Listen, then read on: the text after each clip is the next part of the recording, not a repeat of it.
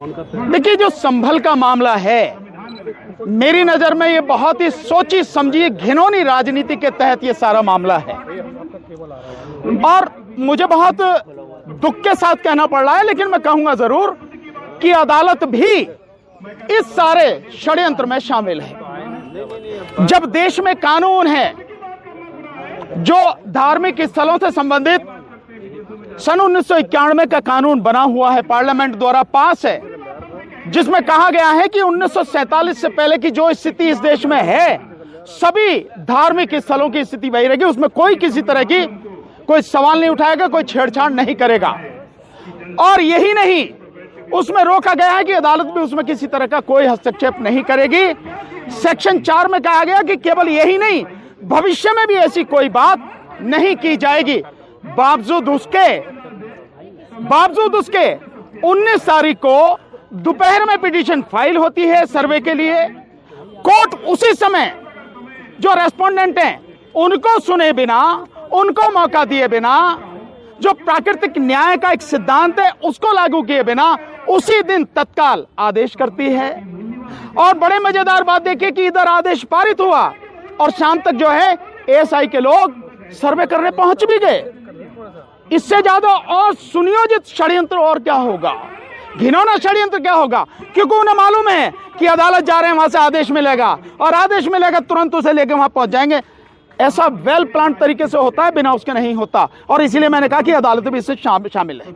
दूसरी बात, और जो एक बात मैं कहना चाह रहा हूं कि चलिए, जब 19 तारीख को सर्वे हो गया तो फिर 24 तारीख को सर्वे का क्या मतलब था? और सुबह 6 साढ़े 6 बजे पहुंच गए सर्वे करने। और उसके बाद में जो हुआ, 5 नौजवान बच्चे जो हैं हमारे, उनकी जान चली गई, हत्या की गई उनकी। मैं सीधा कहूंगा, उनकी हत्या। पहले सवाल का जवाब ले लीजिए यार, इसीलिए मैंने आपसे कहा पहले जवाब आने दो, उसके बाद में जो आप सवाल पूछना। उनकी हत्या हुई और आरोप अब ये लगाया जा रहा है कि पुलिस ने गोली नहीं चलाई, जबकि आप देख रहे हैं पुलिस कैसे गुंजू करके, वो है ना पुलिस वाले यूं करके पिस्तौल चला रहा और एक यूं करके चला रहा, वो ये सारी स्थिति। लेकिन पुलिस कमिश्नर ने इनकार किया है सर कि पुलिस की गोली से आपने कभी देखा है कि कोई अपराधी ये कहता हो कि मैंने अपराध किया है? सर, खुदाई का जो मसला है कि जो एएसआई खुदाई कर सकता है कि नहीं कर सकता? नहीं कर सकता।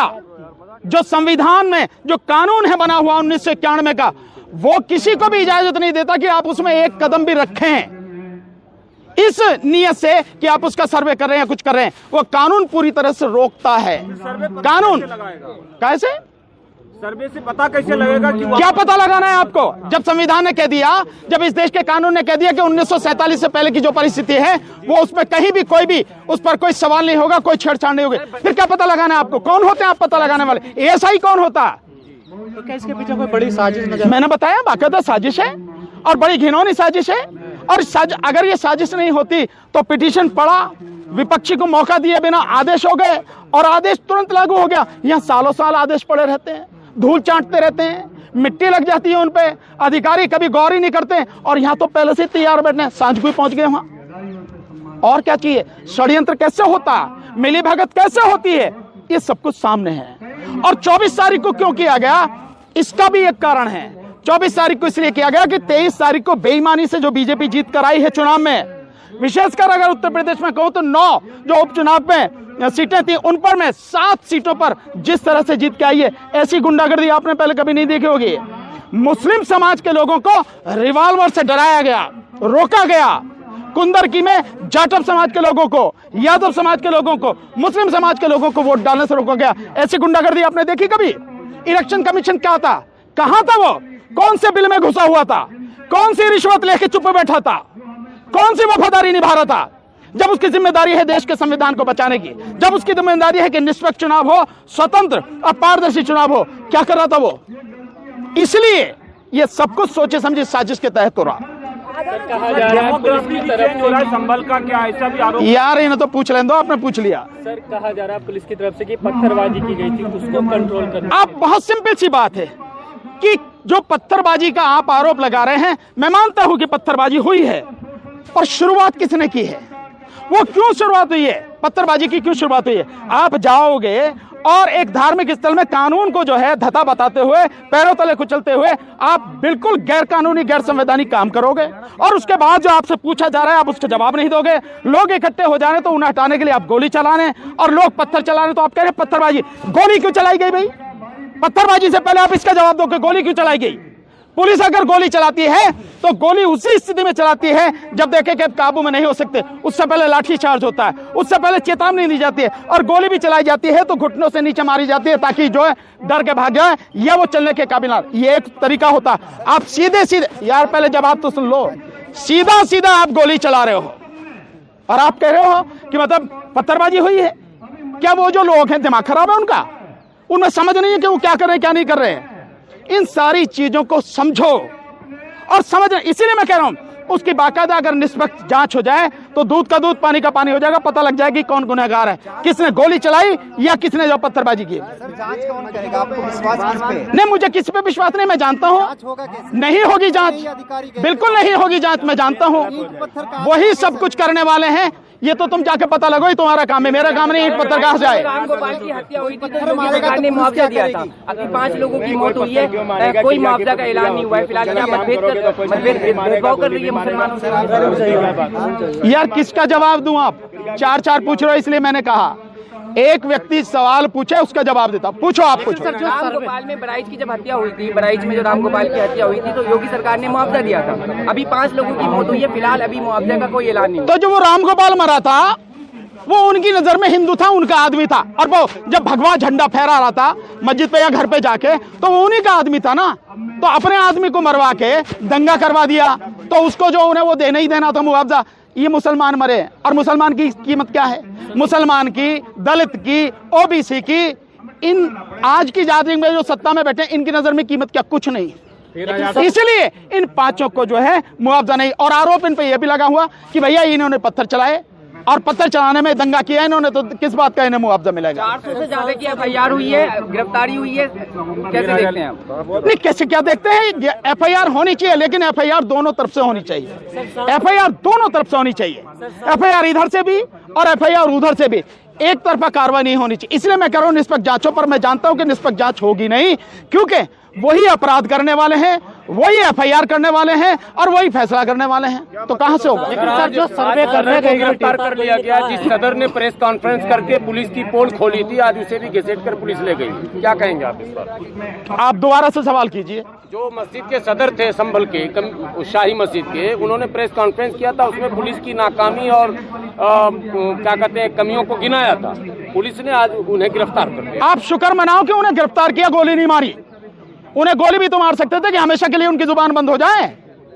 ये होगा जब शासन करने वाले लोग संविधान को नहीं मानते, कानून को नहीं मानते और अपनी तानाशाही और गुंडागर्दी दिखा रहे, तो तभी ये सारी चीजें होंगी। इसीलिए तो मैं कह रहा हूं कि कोई निष्पक्ष जांच नहीं होगी, कुछ नहीं होगा। और वैसे भी इस देश में मुसलमान की और दलित की कोई कीमत है नहीं। सर मेरा 2 सवाल है। पहले की सांसद इमरान प्रताप गढ़ी ने कहा है कि योगी जी ने संवेदना तक व्यक्त नहीं किया है। दूसरी बात की आज CM योगी जी ने कहा है कि संविधान के अंदर समाजवाद और सेक्युलरिज्म नहीं है। इस पर क्या कहेंगे? नहीं, किसने कहा है? योगी ने। योगी जी ने कहा। तो योगी को संविधान पढ़ना चाहिए, पढ़े नहीं है तो मैं क्या करूं भाई? देश में जब अनपढ़ लोग राज कर रहे हैं तो उसी की वजह से ये सारा सब कुछ है। संविधान में बाकायदा समाजवाद शब्द लिखा हुआ है, सेकुलरिज्म लिखा हुआ है, धर्मनिरपेक्षता लिखी हुई है और ये प्रस्तावना में लिखा हुआ है। एक बात तो ये रही। दूसरी बात आप ये कह रहे हो संवेदना व्यक्त नहीं करी, तो इमरान प्रताप गढ़ी जी को पता होना चाहिए कि जो शासन कर रहे हैं वो RSS के और मनुवादी मानसिकता के लोग हैं। और ये जो दंगा कराया गया है ये सोची समझी रणनीति और राजनीति के तहत कराया गया है। तो जो कराने वाले हैं वो जिनको मारना चाह रहे हैं वो मार दिए, उनके उससे संवेदना क्यों व्यक्त करेंगे? इमरान प्रताप गढ़ी जी को ये बात कहनी नहीं चाहिए थी कि संवेदना व्यक्त करें। सो वो संवेदना व्यक्त नहीं करेंगे। जो आपको खत्म कर देना चाहते हैं आप उनसे उम्मीद करते हो कि संवेदना व्यक्त करेंगे। लेकिन सर जो सर्वे, यार एक मिनट, जो सर्वे करने देगी टीम, उनके साथ जो लोग थे भड़काऊ नारे लगा रहे थे, वो कौन लोग थे सर? मुझे क्या पता भाई, मैंने देखे नहीं। आप पता लगाओ, आप पत्रकार लोग हैं। क्यों कौन थे भाई? अगर वो लगा रहे हैं तो स्वाभाविक है वो टीम का हिस्सा है उनकी। वो उसी टीम का हिस्सा है जिस टीम ने ये सर्वे के लिए एप्लीकेशन लगाई, जिस टीम ने ये आदेश करवाया और जिस टीम ने ये सारी टीम लेके वहां गए। और वो जय श्री राम के जो नारे लगा रहे हैं ASI वाले, एएसआई वालों को तत्काल मुअत्तल कर देना चाहिए। किसी भी सरकारी अधिकारी कर्मचारी को किसी धर्म विशेष की बात करना और जब वो ड्यूटी पर हो तब बिल्कुल भी ठीक नहीं, गलत है। धर्म आपका व्यक्तिगत है, फिर घर में जो चाहो नारे लगाओ। आप सार्वजनिक रूप से उस समय नहीं, जिस समय जो है आप ड्यूटी पर हो, नहीं कर सकते। उनको तत्काल मुअत्तल किया जाना चाहिए, उनकी नौकरी खत्म की जानी चाहिए। कुछ नहीं मंदिर निकल रहे हैं, उसके बारे में क्या कहेंगे? बहुत सारे मंदिरों में बुद्ध की मूर्ति है, उसके बारे में ये जैसे ही बीजेपी की सरकार केंद्र से और राज्यों से जाएगी, ये सब मंदिरों में, जो मस्जिदों में मंदिर निकल रहे हैं, ये सब बंद हो जाएंगे। ये तभी तक है जब तक सरकार है। हजारों मंदिरों में बुद्ध की मूर्ति निकल रही है। एएसआई डिपार्टमेंट क्या करता है? मुझे नहीं पता, ये एएसआई डिपार्टमेंट से पूछो वो क्या करता है। लेकिन मैं बहुत सिंपल से जानता हूं, ये धरती बुद्ध की धरती है और पूरे देश में बुद्ध के अवशेष बिखरे पड़े हैं। जहां भी खुदाई करोगे, और की तो जगह छोड़ दो, अयोध्या में जो है वो बुद्ध के अवशेष हैं। ये सारा